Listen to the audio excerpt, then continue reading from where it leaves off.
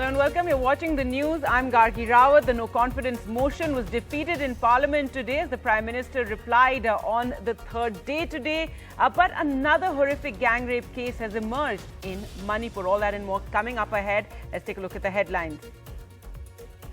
The no-confidence motion defeated in Lok Sabha after the Prime Minister's reply. He said the opposition had been decimated in the debate. He hit out at the Congress with a jhoot ka dukan taunt. And with no mention of Manipur for over 1 hour, the opposition staged a walkout. Later, the Prime Minister listed the Congress's failures in the northeast. Meanwhile, another horrific gang rape has emerged in Manipur. A woman living in a relief camp has claimed that she was gang raped on the 3rd of May, which is the day the violence broke out in the state. She says she was fleeing her burning home with her children when she fell and was caught by a mob. The centre has moved a bill in the Rajya Sabha that seeks to exclude the Chief Justice of India from the panel to appoint the Chief Election Commissioner and the Election Commissioners. Instead, a cabinet minister will be included. The opposition hits out.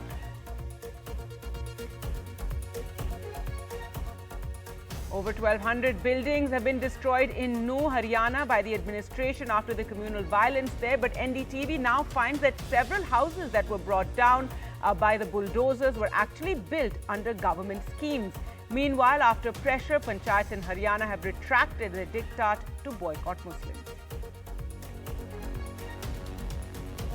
The police in Mangaluru have seized over 100 kilos of chocolates laced with marijuana from 2 shops. These were being sold to school children, and the case emerged after parents realized their children were addicted.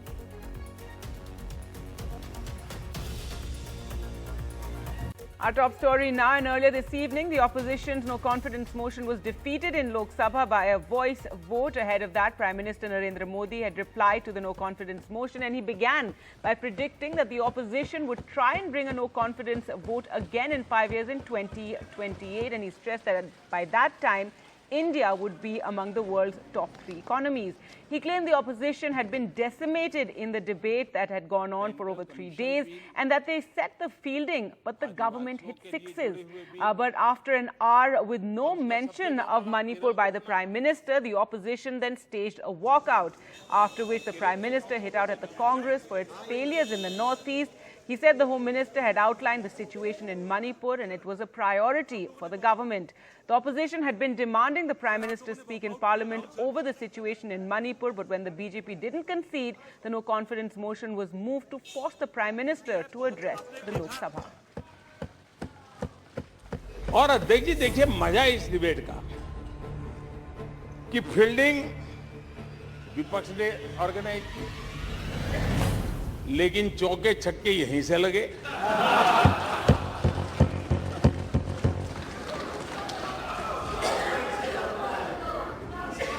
और विपक्ष no confidence motion पे no ball पर ही करता आगे चलता जा रहा है।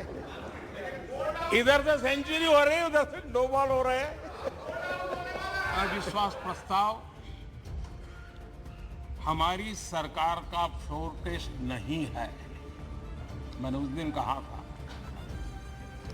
बल्कि ये उन्हीं का फ्लोर टेस्ट है, ये मैंने उस दिन भी कहा। विपक्ष का अविश्वास प्रस्ताव हमारे लिए शुभ होता है। एनडीए और बीजेपी 2024 के चुनाव में पुराने सारे रिकॉर्ड तोड़ करके भव्य विजय के साथ जनता के आशीर्वाद से वापस आएंगे। देश की जनता ने जिस काम के लिए उनको यहां भेजा है, उस जनता का भी विश्वासघात किया गया है। उन्होंने सिद्ध कर दिया कि देश से ज्यादा उनके लिए दल है। आपको गरीब के भूख की चिंता नहीं है, सत्ता की भूख, यही आपके दिमाग पे सवार है। आपको देश के युवाओं के भविष्य की परवाह नहीं है, आपको अपने राजनीतिक भविष्य की चिंता है। On the issue of Manipur violence, another horrific case of sexual assault during the ethnic clashes in Manipur in early May has come to light. This after the survivor, who's been living in a relief camp, filed a police case. More and more women in Manipur are now coming to the police to narrate the shocking ordeals that they underwent, as the authorities have encouraged them to speak up. Now, in this latest case, a 37-year-old married woman from Manipur's Churachandpur district has alleged that she was caught by a group of men while she was fleeing from her burning house with her 2 sons, niece and sister-in-law, and gang raped on the 3rd of May. That's the day the violence broke out in the state. NDTV has seen copies of the zero FIR as well as the complaint letter from the victim. Police sources have added that this was perhaps the first case of sexual assault on women, as it happened within the first hour of violence. The woman said she was fleeing her home with her sons when she fell. Her sons ran on, but she was caught by a mob and allegedly gang raped. NDTV's editor-in-chief Sanjay Pugalia spoke to Assam Chief Minister Himanta Biswa Sarma, who said that there had been exceptional changes in Assam since 2014.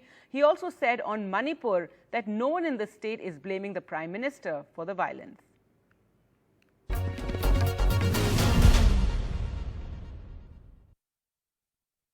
इस सरकार में खास बात ये हुई है कि politics हो या गवर्नेंस या जिसको कहें डेवलपमेंट, उसके नाते जो बॉर्डर स्टेट्स हैं उन पे बहुत ज़्यादा ध्यान दिया गया। नॉर्थ ईस्ट से लेकर के जम्मू कश्मीर तक एक बड़े बड़े लैंडमार्क हैं ये। तो नॉर्थ ईस्ट में पिछले बरसों में चेंज क्या हुआ है, जैसे आपने ये पीपल इंटरेक्शन इंटरफेस का एक चेंज बताया, पॉलिटिक्स कितनी बदली है, क्योंकि इंस्टेबिलिटी तो अभी भी है। एक नॉर्थ ईस्ट में एक परसेप्शनल चेंज हुआ from 2014। Development was at very slow pace. From 2014 suddenly एक कनेक्टिविटी में बहुत बड़ा ट्रांसफॉर्मेशन हुआ। एकदम चाइना बॉर्डर तक रोड बनना शुरू हुआ, रेलवे ट्रैक शुरू हुआ। Suddenly all meter gauge had converted to broad gauge. एक गुवाहाटी एयरपोर्ट अभी मेरा लगता है कि अगर नया हवाई जहाज इंट्रोड्यूस हो जाए तो हमारा लैंडिंग का जगह भी नहीं है। So it become so much busiest airport, India's 5th busiest airport in terms of passenger. सारे नॉर्थ ईस्ट का कैपिटल फ्लाइट्स एयरपोर्ट पूरा शुरू हो गया। उड़ान स्कीम आया, वायबिलिटी गैप फंडिंग का काम शुरू हुआ। हाईवेज काफ़ी बने, इंटरनेट कनेक्टिविटी बहुत बड़ा पैमाने में सुधर गया। सो एक 2014 से एक huge perceptual changes happen in north east, that somebody is caring for the region, somebody is working for the region, and you don't have to go and camp Delhi to getting your legitimate dues done, because broad gauge was a legitimate expectation. हर state capital Rajdhani express से जोड़े, that was our legitimate expectation, but वो काम नहीं होता था। मैं नहीं बोला कि बिट बाय बिट काम नहीं बना। अगर कोई मेरा एक्सेलरेशन नहीं था, कोई एक फोकस प्रोजेक्ट नहीं था कि नॉर्थ ईस्ट को करना है। कोई बड़ा एक व्यक्ति एमपी बने, उनका कॉन्स्टिट्यूएंसी में 2 साल रूल हुआ, लेकिन now it is beyond that, it is the region has become focus. उनका एक बहुत बड़ा उदाहरण मैं आपको देता हूं, आप भी बोलते हैं अभी डिस्टर्बेंस है। आप देखिए मणिपुर में अभी भी डिस्टर्बेंस है, but nobody is criticizing central government. कोई प्रधानमंत्री को क्रिटिसाइज नहीं कर रहा है, कोई गृह मंत्री जी को क्रिटिसाइज नहीं कर रहा है। Nobody is saying that this is happening for central government. पहले कुछ भी हो जाता था, the blame would have come to Delhi. Now people know that this is our conflict, nothing to do with Delhi. So आप आज मई से ये conflict situation है नॉर्थ ईस्ट में, and you will see the politician from mainland is criticizing Narendra Modi, but nobody from Manipur is blaming Narendra Modi. And you can watch that entire interview on NDTV on Friday at 8 p.m. The government today introduced a bill for establishing a committee of the Prime Minister, the Leader of Opposition in the Lok Sabha and a cabinet minister nominated by the Prime Minister to select members of the Election Commission of India. The panel will now exclude the Chief Justice of India as a part of the selection process. Amid the din in the Rajya Sabha today, the Union Law Minister Arjun Ram Meghwal introduced the bill, which could lead to another tussle between the government and judiciary. The opposition has hit out over this move. Now, a special report from Nu in Haryana. The bulldozer action following communal violence there was stopped by the Punjab and Haryana High Court. But by then, the administration had already demolished over 1,200 buildings in the district. NDTV found that several of those homes that were demolished were actually built under state and centre housing schemes. Saurabh Shukla reports. These people are showing government certificates that prove they are BPL or below poverty line families. Yet the houses of about a dozen such families were demolished on Sunday after the violence in Nagina, in Haryana's Nu. Among the houses demolished were two houses built in 2012-13 under the Indira Awas Yojana and the Priyadarshini Awas Yojana for families living below the poverty line. Now, the children of these families are living without a roof. मेरा मकान सरपंच ने बनवाया था, किसान सरपंच ने पंचायत के through, और अब सरकार की तरफ से टूट गए। भाई अब गरीब आदमी है हम, अब कहाँ जाए जब हम पे जगह ही ना है। These houses clearly show they were built under the Haryana government's Priyadarshi scheme. Yet the administration says they were demolished because they were illegal. मेरा परिवार में जी 5-6 मकान तोड़े गए हैं, मेरा और मेरा भाई का मिलके, मेरे बच्चों का। मैं मौत हुआ था उस टाइम, मेरे को सूचना नहीं थी, कोई सूचना नहीं थी मेरे को। जो मेरा जब जिस टाइम मैं घर पे आया उस टाइम मेरे को जो बुलडोजर चलता मिला थी। The administration says they have only demolished those houses that were built on government land. But the big question is, how can houses allotted by the government be illegal? Meanwhile, panchayats of Haryana has started taking a U-turn on their diktat, asking villagers to boycott Muslim traders. This U-turn happened after the government said the decree would disturb social harmony. Panchayats of Kablana and Mundakhera villages of Jhajjar district have now released a video saying that the decree is withdrawn. ग्राम पंचायत कबलाना सर्व धर्म व सर्व समाज का सम्मान करती है। वह ग्राम के सभी धर्मों व जातियों के आने जाने वालों का स्वागत करती है। पिछले लेटर में जो चोरी की घटनाओं को देखते हुए फेरी वालों की वेरिफिकेशन व गांव में रह रहे किराएदारों की वेरिफिकेशन संबंध में था, जिसका किसी धर्म विशेष व क्षेत्र से कोई संबंध न समझा जाए। और फिलहाल चल रही घटनाओं से गांव कबलाना और छत्तीस बिरादरी का कोई लेना देना नहीं है। Taking cognizance of the boycott orders, the Haryana government had yesterday called for strict action against such notices. On the pressure of government, more than 40 panchayats have taken U-turn against their own diktat of boycotting Muslim traders from their villages. But the big question is to show the proactiveness why Haryana government has demolished its own allotted houses of poor in Nu, which have nothing to do with riots. In Mewat with Qasim and Sachin, Saurabh Shukla for NDTV. Now, a disturbing case from Mangaluru where the police have seized over 100 kilos of chocolate because they're laced with marijuana. Now, this entire case emerged after parents realized that their children were addicted to the chocolates.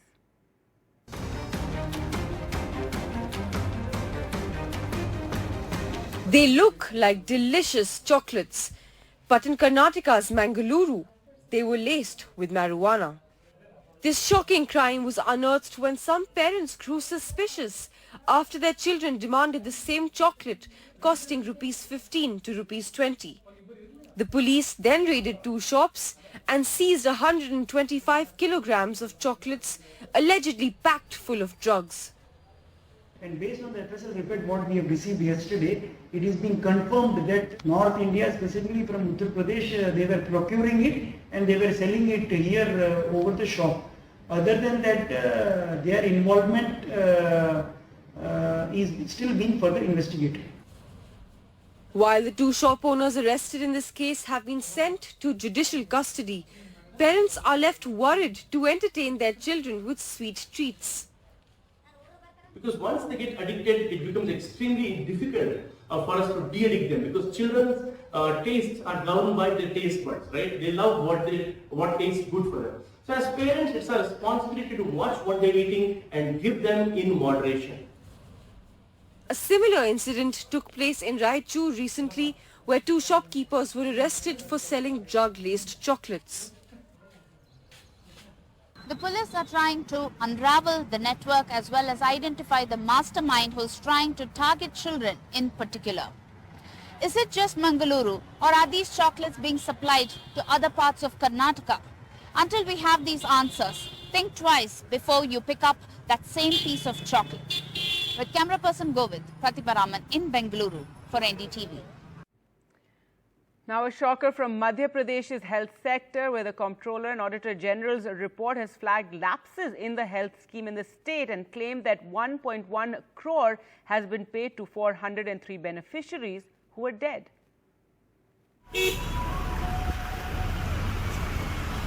This is the Jawaharlal Nehru Cancer Hospital in Bhopal. Thousands of cancer patients from across Madhya Pradesh state come here daily. Many of them beneficiaries of the government's Ayushman Bharat scheme that provides free access to health insurance coverage to the poor.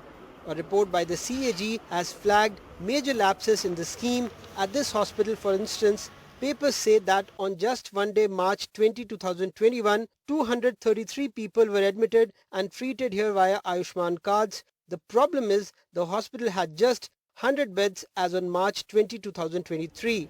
The hospital claims the CAG report interpreted hospital admissions incorrectly. हम लोग chemo लगाते हैं जो day care ward में chemo लगाई जाती है. Day care ward में जब कीमो लगाई जाती है तो हम उसको किसी भी पेशेंट को 24 घंटे के लिए भर्ती नहीं करते. उसका कीमो लगने का जो साइकिल है, जो भी उसका टेन्योर होता है, 2 घंटे 3 घंटे, उतनी देर के लिए वो पेशेंट हमारे पास आता है, कीमो लगवाता है और चला जाता है अपने अगली कीमो के लिए, और उसके बाद हम दूसरे पेशेंट को लगाने लग जाते हैं. तो इसमें आप ये कहना थोड़ा सा उचित नहीं लगता मुझे कि उसको हमने भर्ती किया था, क्योंकि 2 घंटे का वो एडमिनिस्ट्रेशन है, केवल वो भर्ती नहीं है. तो 203 मतलब अभी आंकड़ा कैसा है मैं नहीं इस पे कोई भी विशेष टिप्पणी करना चाहूंगा, पर जो वस्तुस्थिति है वही है.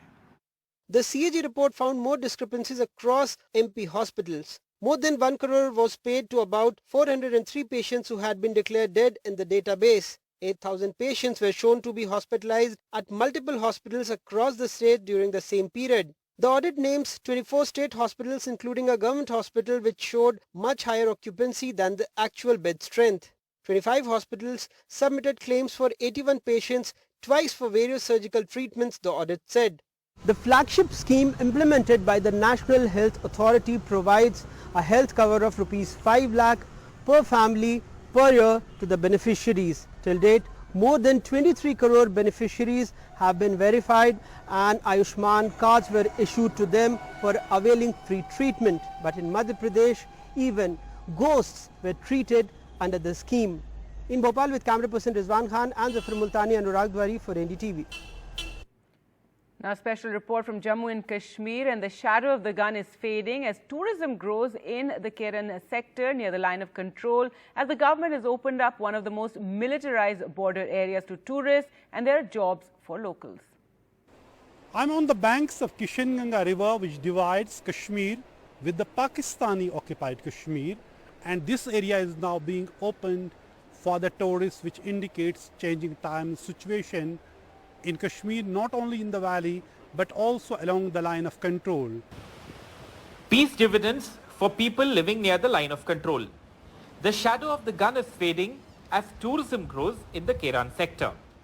This as the government opens one of the most militarized border areas to tourists. There are now jobs for locals, signaling a major change in the situation.